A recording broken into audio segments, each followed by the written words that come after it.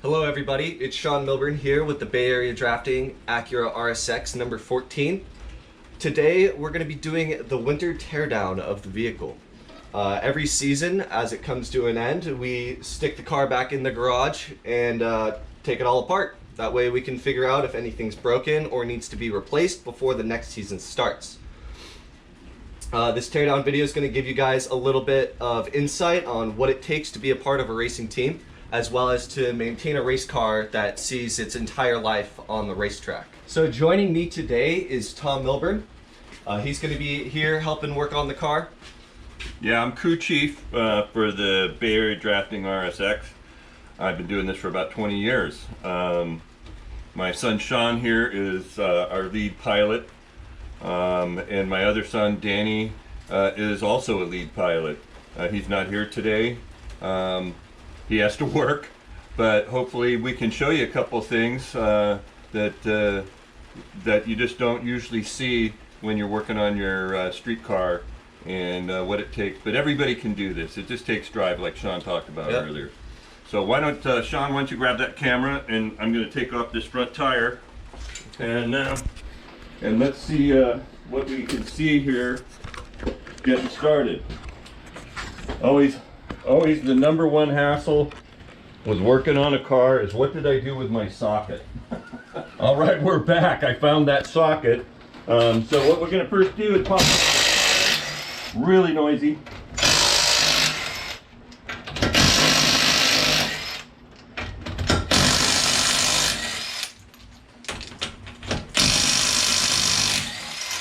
So last time we had the car out, we wanted to see what it would take to get our fastest laps. One of the things that happens is that we're a little rough on the tires. So after our whole practice a couple of weeks ago, we learned a couple of things about tire management and what it's going to take for us to make sure we get the most out of our tires, which is very important. This one, actually, believe it or not, we got pretty good use out of it, even though it did wear on the inside. One of the things that you have to really concentrate on when you're in a racing series or a track event is take care of these babies. Yep, tires are the only things keeping you connected to the ground, and if you don't take care of them, then your car's not really going to be taking care of you. So very important detail there. Always maintain your tires. Okay, this is something that we've now seen by taking off the other tire, is the tire on this side of the car is in much better shape. Okay, so we have to make some adjustments to what we're doing in our driving style to make sure we're getting the best out of our tires. So we're going to start taking everything apart now. If anything of notice comes up that we need to talk to you guys about, any problems or concerns, I'll grab the camera and I'll show you guys what's going on. Until then, you can just watch. Yeah, one thing about owning a car like this, there's always something coming in the mail. And it's usually car parts. We got our car parts today from Car Wizard. Hopefully we can talk them into sponsoring the car. That would be excellent. So these are the kind of things that you can do to help out with the expense. So here we are working on the motor. We're stripping it down like we were talking about earlier. Some of the tedious stuff, hose clamps, but I'll give you a little history on the car itself. It started out as a Type S RSX, which is a very potent car, but the motors are very expensive. These Honda motors are a way to go for running a track series because they're so durable. They just take a beating and keep ticking, right? And so we have swapped this out with a K24 actually. So this is a motor out of a TSX, and the reason for that is they're less expensive. The high performance motors from Honda you can pick one up at the junkyard for $3,500. And that for core, it runs, but for racing you have to tear it down, make sure it's ready to go. So with a K24, I can pick these up for about $700, which makes things a lot more affordable as you go into these things. And these are little tricks and things you could do to help you out with any series or any kind of car. There's there's little things you could do to help performance and help the budget. So this is a K24 we're going to be taking out today.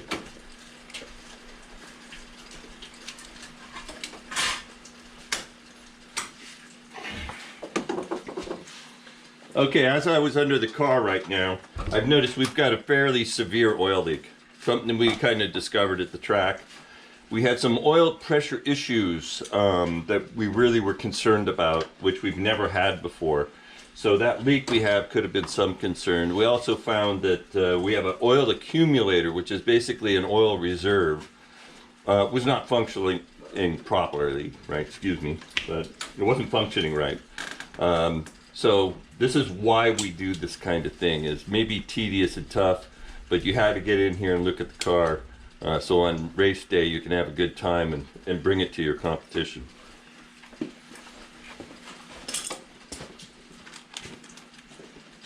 Okay, the job I'm going to be doing on the front end is I'm going to be taking the ball joints and disconnecting the lower ball joints so I can pull the axles and things like that. And I need a little tool like this. It makes the job much easier. We've gotten pretty good at tearing this thing apart.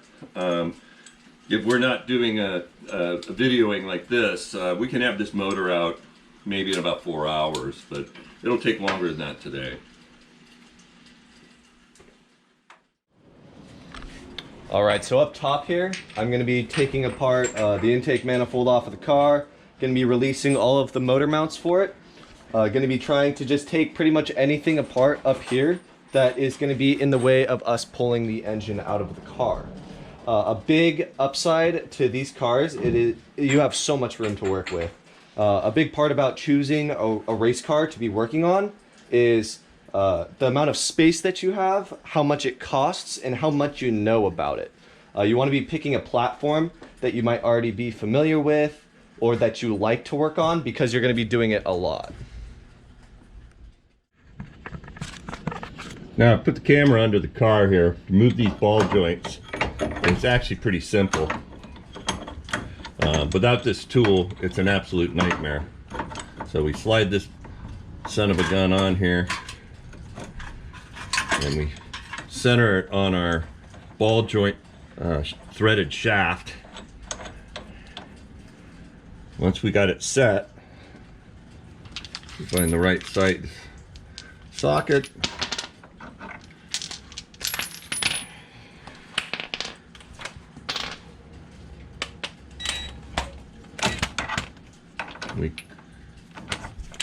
We want to coax this baby off of here.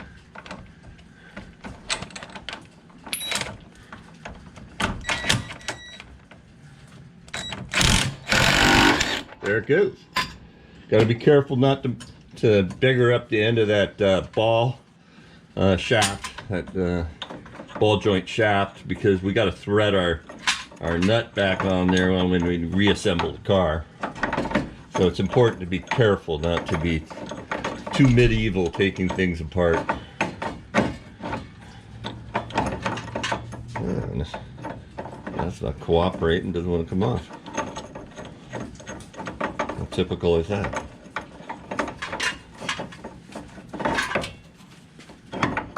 There we go. All right, next job to do is to take off the axle nut on the outside. Okay, so I brought the camera down underneath the driver's side front axle and suspension to give you kind of a look. This is our axle. This is that ball joint that I've disconnected. This is actually a very simple setup. A lot of vehicles use the same kind of thing. This is our strut here. It's a coilover JRZ. When you're racing, quality struts and how you set up your car is extremely important. So these are kind of the struts that you would find on a lot of BMWs. They work very good on this car. We bought conservative models, but they have proven to be extremely durable and very adjustable. So this was a good addition to our car for a reasonable price. So what I'll be doing is pulling down this lower A-arm that's aluminum, which is a updated model for this car to give us some more caster. I'll be pulling the ball joint, swinging this out. I had removed the outer axle nut. I'll swing this brake component and everything out of the way, and I should be able to remove this axle, and that way we can pull the motor out straight up out of the compartment with the axle out of the way. So this is pretty easy. We take off this nut, take off this bolt on the outside here, and then as we move this out of the way, we're done up here. Very, very simple, very nice to work on. Honda did a great job. This might be an Acura, but Honda's the engineers who thought this stuff all up. We just we just pulled out the to drain the coolant, and we noticed a little metal on the end of our little magnet that's in our radiator. Here, I'm gonna undo the top. Okay, so we didn't get much water out of it, but we did see that we got some metal here. So here comes the water now. It's gonna be a little messy, but we're used to that. And it has a little rust because we can't use coolant. And this sign of the metal on the end of this little magnet on our drain plug is gonna be some indication that the water pump is having some issues. So this is gonna tell me that we should probably change the water pump while we're doing our other servicing on this vehicle. Ooh, messy.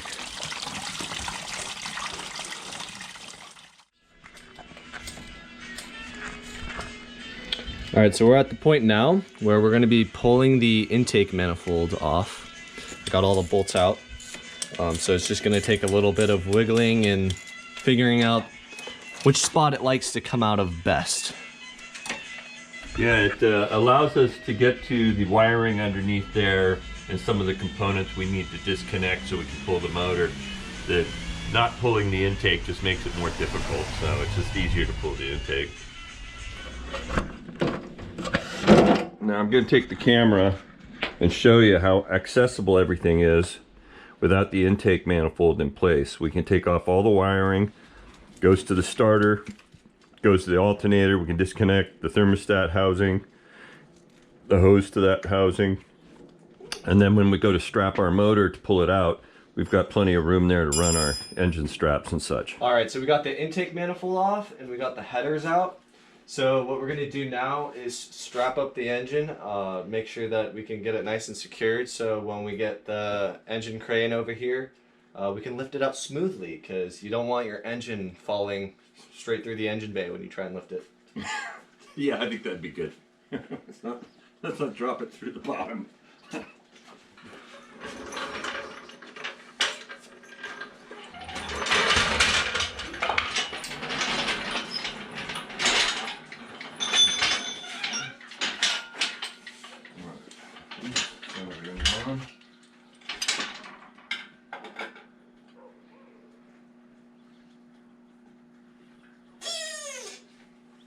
Out all the way? Nope. Well, that's all the way out, yeah, I think, no? Yeah, it's all the way out. Okay, I guess that's where we're going to have to hook it. Down some. So now we have the engine hoist linked onto the engine here. We used a bunch of straps to actually get this mounted. Brought up the tension to support the engine, and now we're disconnecting the side motor mounts. We already did the rear motor mount. Once these motor mounts are off, we should be able to just start lifting the engine out. Hopefully. That's the plan. All right, so we currently have an issue. One of the motor mounts down in here. Yeah, he's trying to move that mount out of the way right now. As you can see, this bolt right down there. Let's see if I can point it out.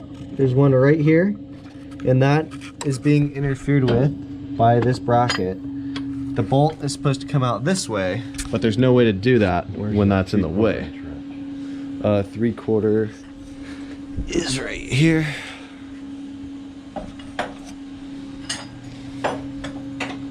So we're trying to figure out what the best way to get that out is gonna be. Dynamite.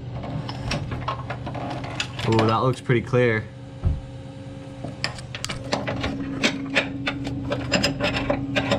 this the wrong size wrench? I think that's the wrong size, dude. It's a different Yeah, that's size. way too big.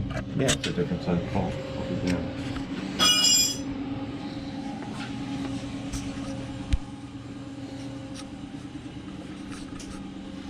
Other than that, I'll give you a quick rundown of the engine bay. You can see how clear everything is here. There's really nothing around the whole engine that can kind of get in the way except for that one bolt.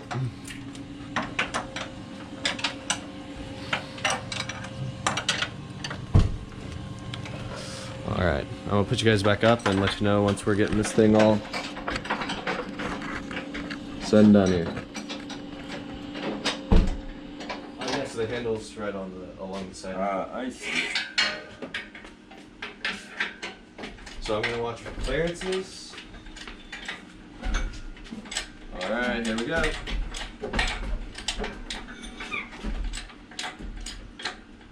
Looks okay. I don't see anything that's holding it up. Okay, you want to jack it? Yeah, I'll jack it. Try not to be in the way. Can you move a little bit? Hmm? Yeah. So Oh yeah, that's right. Yeah. We have an audience, I forgot. Exactly.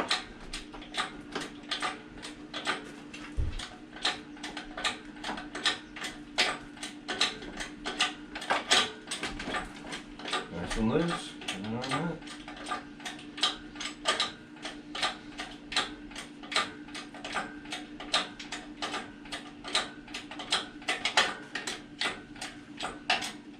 Oh, nice and clean. Yeah, we didn't even have to like bend any cables back. Everything was already out of the way. We didn't have to swear at it or anything. Yeah, we had no cursing.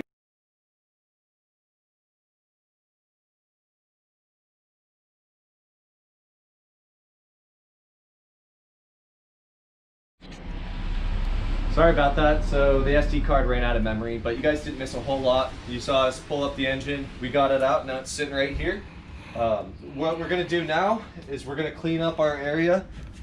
Before you complete your project and start another one, you're always going to want to make sure that your area is clean, because we could just leave a complete mess here and then take the engine over here, put it on the stand, and then make another mess over there, and then you start losing stuff. That's how that happens. So we got it out. We're going to assemble all the bolts, get them all organized, make sure that everything is as it should be, and then we're going to start on our next project, which you guys will see next video. Thank you for tuning in. I hope you enjoyed this. We're going to be doing plenty more videos that are just like this, as well as some other ideas I have revolving around driving on the track, even in street cars. So you guys will see plenty of that in the future. Stay tuned, and we'll see you next time.